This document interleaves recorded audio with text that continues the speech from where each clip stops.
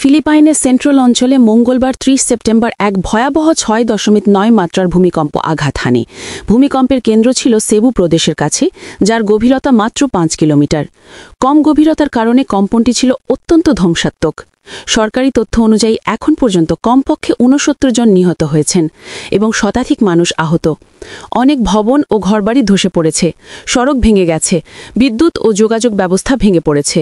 স্থানীয় সময় বুধবার উদ্ধারকর্মীরা ড্রোন ও বিশেষ সরঞ্জাম ব্যবহার করে ধ্বংসস্তূপে জীবিতদের খুঁজে বের করার চেষ্টা করছে। বহু মানুষ এখনও ধ্বংসস্তূপের নিচে আটকা পড়েছে বলে ধারণা করা হচ্ছে।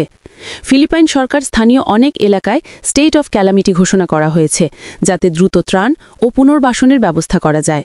ক্ষতিগ্রস্ত মানুষদের নিরাপদ আশ্রয়ে সরিয়ে নেওয়া হচ্ছে।